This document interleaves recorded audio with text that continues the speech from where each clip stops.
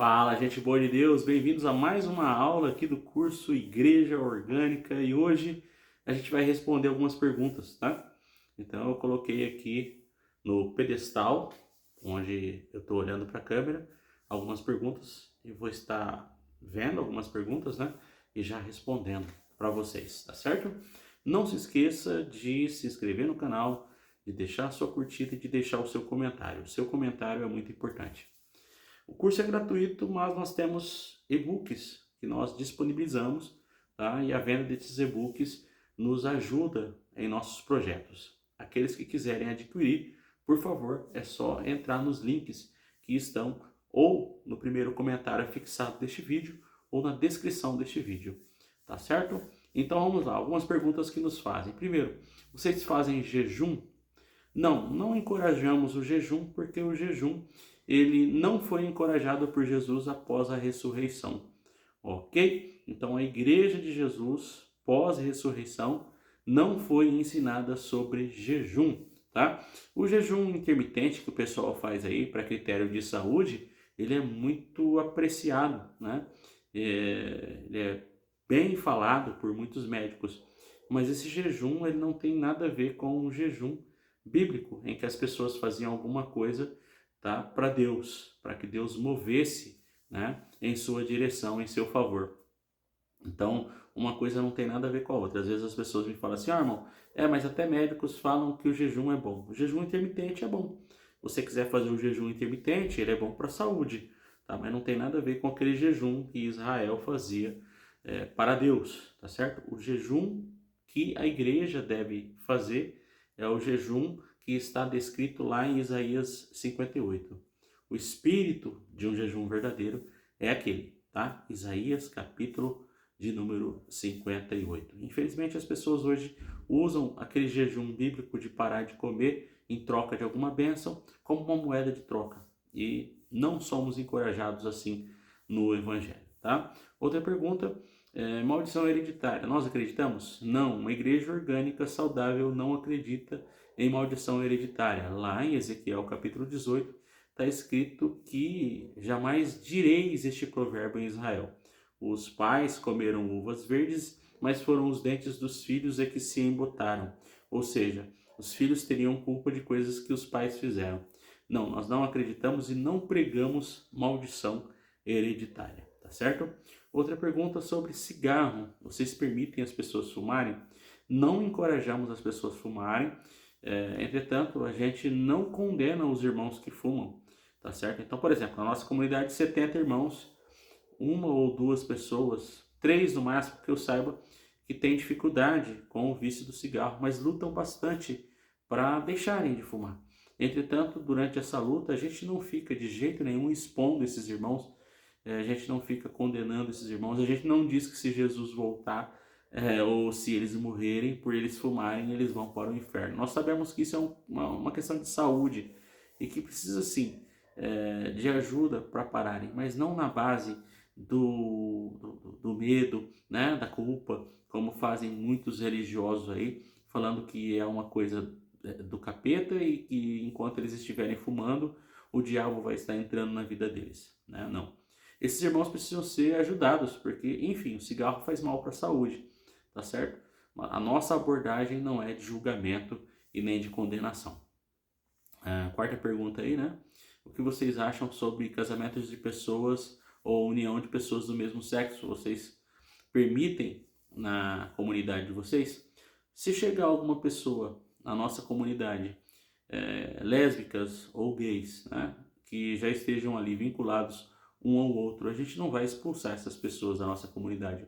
O meu conceito, depois de estudar a psicanálise e depois de conversar ou ajudar bastante gente, né, tanto lésbica como gays, né, eu cheguei à conclusão de que existem pessoas que já nascem assim. Então a gente não generaliza jamais, a gente não coloca todos no mesmo caldeirão, a gente não diz que todo gay é um promíscuo, né? Para falar a verdade, existem héteros que são promíscuos mais do que alguns gays, né? E a gente precisa entender essa questão aí com bastante cautela e sensibilidade, Nem todo gay é promíscuo. É possível um gay e uma lésbica ser cristão, ser cristã, tá? Andar com Jesus e mesmo assim continuar sendo gay, continuar sendo lésbica. Porque aos que nascem assim é uma condição de nascimento. Por mais que algumas pessoas vão tentar me contradizer usando a questão da genética, tá? Ah, mas só existe o gene masculino e o gene feminino. Vocês precisam ter mais sensibilidade, porque vai chegar um momento em que a ciência vai descobrir que existem questões de nascimento envolvidas nessa situação. Então, assim, a gente não coloca todo o homossexual no mesmo nível. Alguns, de fato, né, vivem uma vida promíscua, assim como os muitos héteros também vivem. Entretanto, outros, embora sejam gays ou lésbicas, são pessoas do bem, são pessoas que têm um compromisso real com o amor, com Deus, com o Evangelho, tá? Isso precisa ser respeitado. Então, se uma pessoa gay ou lésbica chegar na nossa comunidade, a gente vai ver cada caso como um caso. E se for um caso daqueles que já nasceram assim, ele vai provar com a vida que é de Jesus. Será bem-vindo em nosso meio, sim. Tá certo?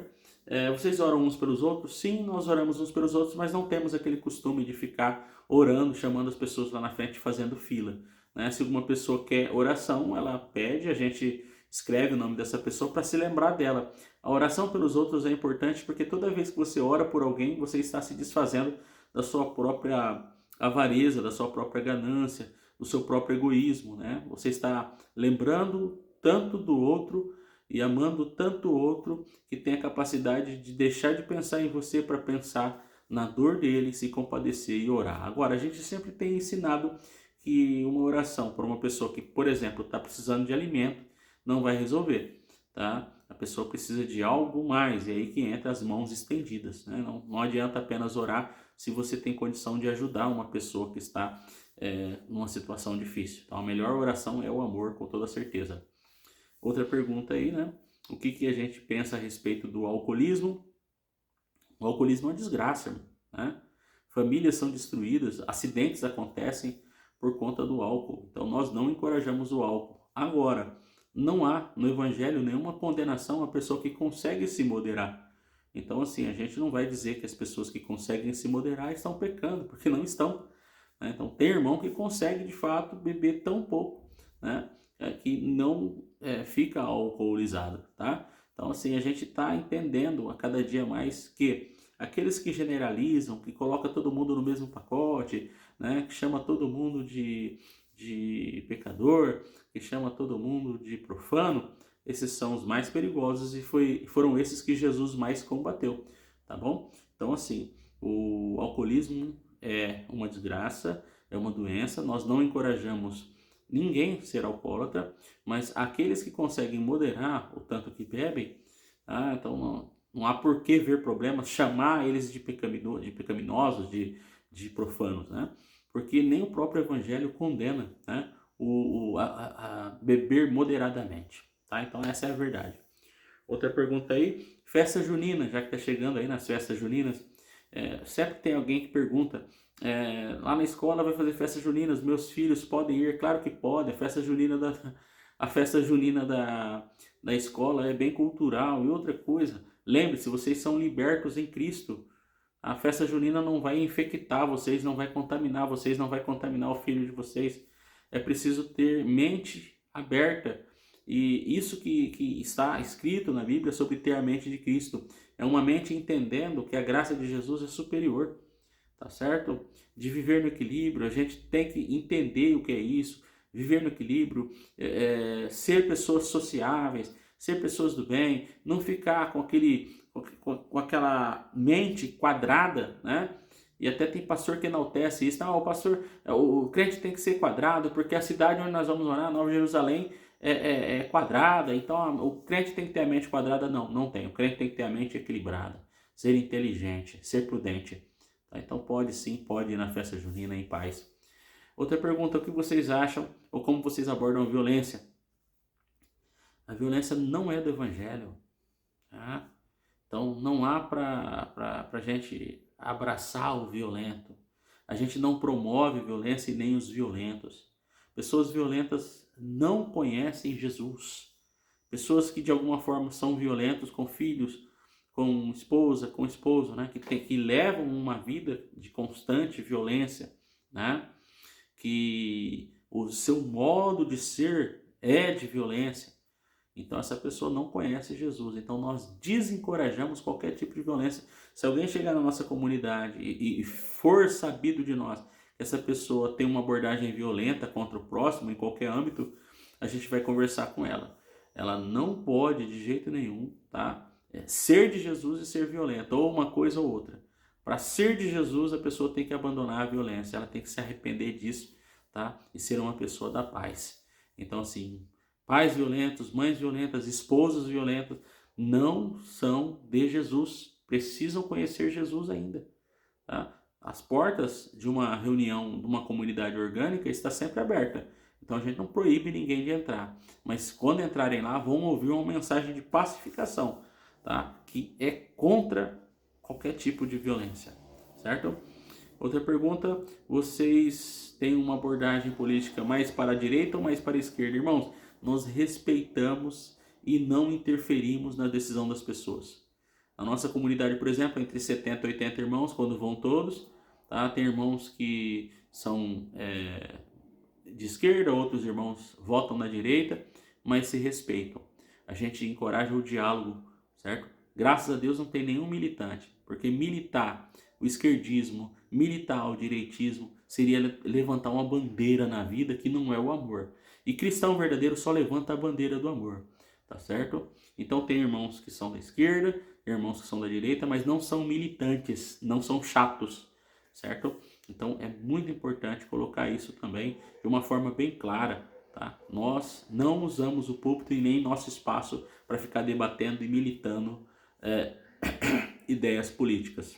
Vocês cobram dízimo? Não, nenhuma comunidade cristã orgânica saudável vai cobrar o dízimo, tá? Qual tipo de música vocês louvam? Qualquer música que seja boa, agradável, tá certo? Então a gente não fica aí criticando os irmãos por pegarem uma música desse ou daquele cantor evangélico. Se for uma letra boa, os irmãos estão cantando, tá certo? Desde os hinos mais antigos, da harpa, do inário, como também as músicas atuais, as músicas cristãs atuais. Qual a escatologia? Escatologia eu já tenho dito para vocês. Eu, né, juntamente com a nossa comunidade, a gente opta pela aquilo que é chamado de preterismo parcial, tá? Resumidamente, a gente acredita que muita coisa já se cumpriu, mas no quesito volta de Jesus, a gente acredita na volta visível de Jesus, tá? Diferente do preterismo completo, que acredita que a volta de Jesus já aconteceu e foi espiritual. Mas respeitamos muito os pontos, tá? Muitos pontos do que diz o preterismo completo. Ok? Salário pastoral vocês têm? Depois que a comunidade cresceu, a própria comunidade estabeleceu que na nossa comunidade o pastor receberia uma ajuda de custo, que pode variar entre menos de 1 até 1 salário mínimo de ajuda de custo, quando for possível. Tá? Ou seja, quando não é possível, não tem como ajudar o pastor com nada. Lembrando que a gente também não tem o costume de ficar chamando o tempo inteiro o pastor de pastor. Tá? No conceito de uma comunidade orgânica, o pastor é um irmão mais experiente. E lá nós entendemos que, assim como no Evangelho, aqueles que trabalham no Evangelho ou pela causa do Evangelho, se a comunidade assim o quiser, podem ser ajudados também, mas nada exorbitante. Tá? As irmãs da faxina também recebem uma ajuda de custo, porque estão sempre lá faxinando o nosso lugar de reunião, tá? Entretanto, é isso uma decisão dos irmãos. E se os irmãos assim decidirem, tá? Ou pelo não ou pelo sim, isso vai ficar a critério deles. Agora, não pode ter chatice em relação a isso também.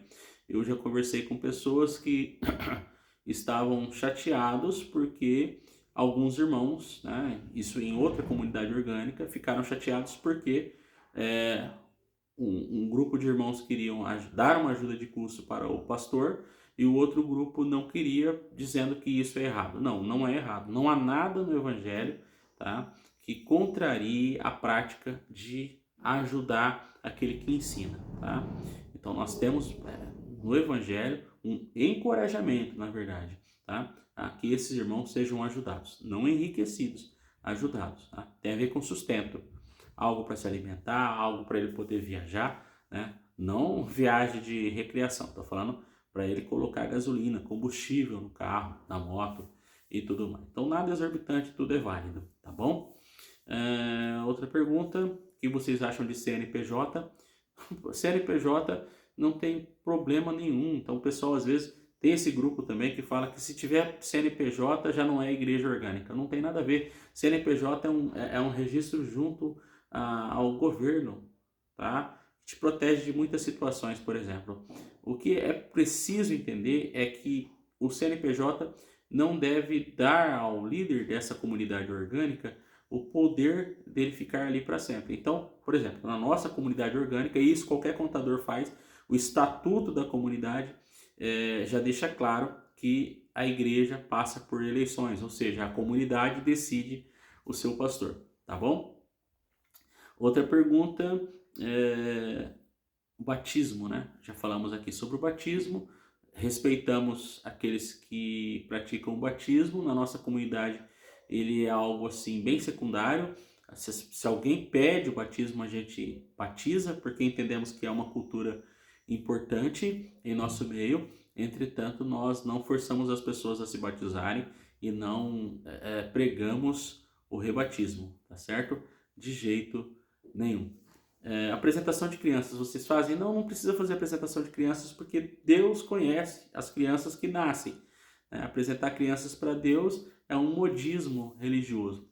Agora, se os pais quiserem apresentar o seu filho para a comunidade, aí nós chamamos lá na frente, o primeiro culto que eles vão, e a gente apresenta, tá aqui o fulaninho, a fulaninha, né? Nosso irmãozinho em Cristo mais recente, e vamos agradecer a Deus pela vida dele. Desse jeito, a gente até faz. Falar em línguas, o que vocês acham? O que a gente acha sobre falar em línguas? Eu nunca tive problema com falar em línguas na nossa comunidade. Tem alguns irmãos que falam baixinho no canto deles, vieram de igrejas pentecostais e são uma bênção. A gente entende que o falar em línguas não é um problema quando é moderado. Ainda que alguns vão dizer que é glossolalia, que é picos emocionais, né? Que não é o dom necessariamente dito. Entretanto, isso deve ser muito respeitado e a gente não deve criar caso por conta disso. Os irmãos vieram de uma igreja pentecostal onde já falavam em línguas, mantiveram-se falando, acham importante isso, tá? Não criam caso por conta disso, não escandalizam o lugar por conta disso, tá? Não quebram a ordem e a decência do lugar por conta disso. Então, assim, eu conheço gente que fala em língua que é muito de Jesus e conheço gente que fala que também não é. Então, assim, a gente acredita nos dons espirituais. A gente pode até acreditar que o dom de língua não tem a ver com aquela repetição silábica, né, que alguns irmãos fazem. Entretanto, a gente não fica criando caso com eles e a gente respeita esse momento de oração por entender que ali, de forma moderada, tá, é algo positivo para eles e a gente não vai criar confusão por conta disso. Tá?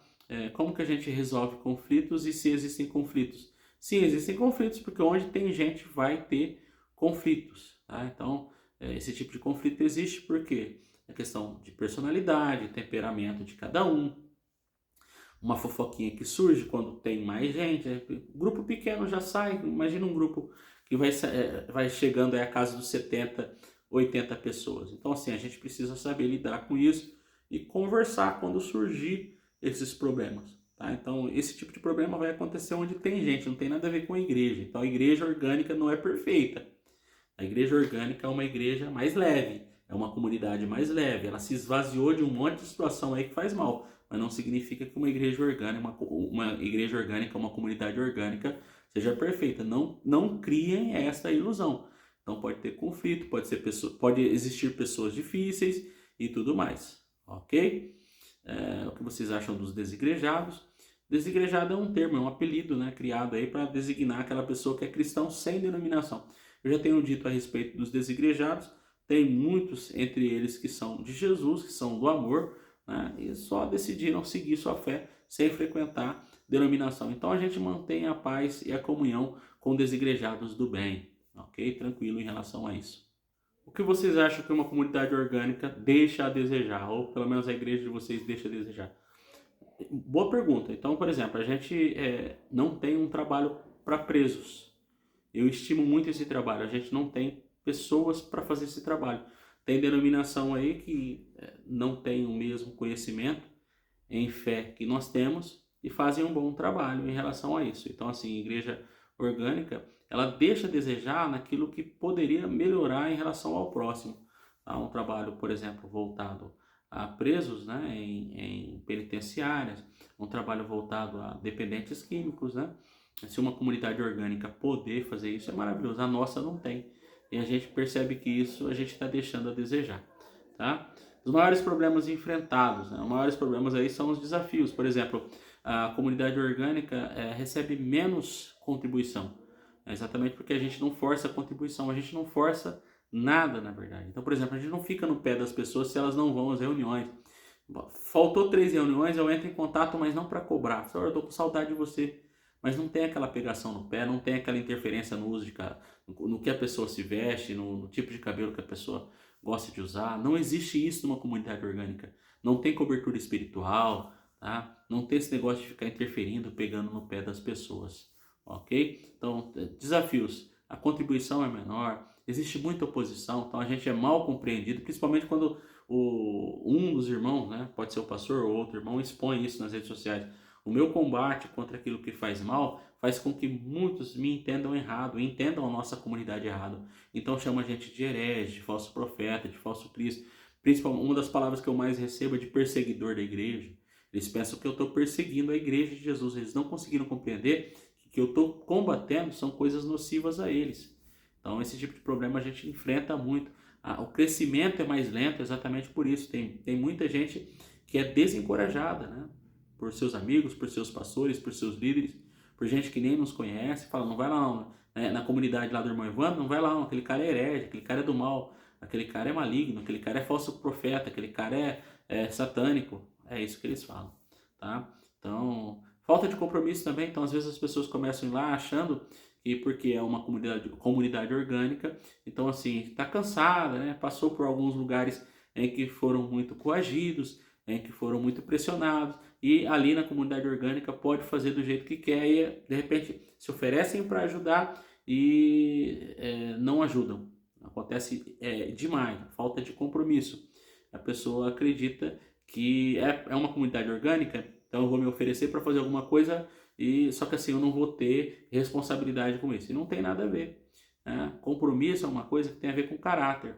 Então, se a pessoa dá o nome para fazer alguma coisa, para trabalhar em alguma área, para ajudar em alguma área, ela precisa, enquanto estiver ali, né, enquanto ela não dizer, né, para parar, né, então ela precisa honrar sua palavra. Eu quero dizer o seguinte: se a pessoa falar que, eu vou ajudar, por exemplo, no trabalho de ação social, né, e enquanto ela não dizer, olha, agora já não consigo mais ir, né, então nesse meio tempo, enquanto a gente entendeu que ela deu a sua palavra, ela precisa fazer, ela precisa arcar com aquilo que prometeu. Isso é compromisso, certo? Então acontece muitas vezes da pessoa falar assim, eu vou ajudar, e porque é uma comunidade orgânica, dá o seu nome e não comparece e acha que está tudo certo.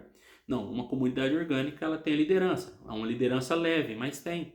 Não é um fardo pesado, mas há uma organização ali, e essa organização, para aqueles que querem, né, ajudar com alguma coisa, precisa do comprometimento, isso tem a ver com caráter. Então a falta de compromisso também é um problema que acontece muito, tá? Outro tipo de problema é pessoas antissociais. Então acontece às vezes as pessoas serem aquele tipo antissocial, que o problema dele não é só a igreja que ele ia, né? O problema é que ele não gosta de gente. Então, de repente, dá uma desculpa lá que, tava numa igreja que me enganou, uma igreja que eu fui, que me fez o mal para mim, então agora eu vou começar a vir nessa igreja. Então, daí 1, 2 meses começa a ter problema com pessoas. Então a gente começa a entender que o problema daquela pessoa não é que a igreja enganou tão somente. De repente passou por uma igreja que enganou ele, enganou ela. Mas o problema também é o jeito, o comportamento, a personalidade. É uma personalidade difícil a tal ponto de achar que todo mundo está errado e ela está certa. Então existe esse problema. Uma comunidade orgânica atrai pessoas que tiveram problemas, né, em outras igrejas, e muitas vezes o problema nem tanto foi as outras igrejas, e sim o jeito da pessoa mesmo, tá? E aí, é claro, né, tudo com palavra, tudo, a comunidade orgânica preserva muito, promove muito a conversa, o diálogo.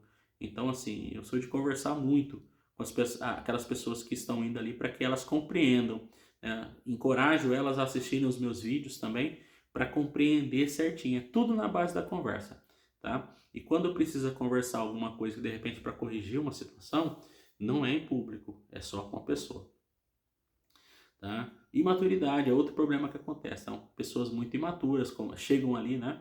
Então, de repente, está com a mente dividida, acredita no que a gente está pregando, mas assiste uma mensagem do Malafaia e acredita também, assiste uma mensagem do R.R. Soares e acredita também, aquela mistura toda, aquela imaturidade. A pessoa viu ali a nossa comunidade e entende que é igual às outras e existe aquela dificuldade para compreender o Evangelho. Isso vai muito tempo. Outro tipo de problema é o estelismo, né?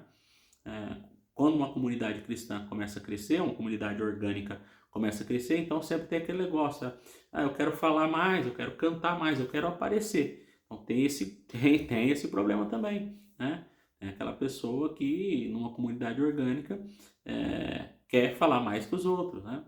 Fica triste quando o outro fala e ele não fala.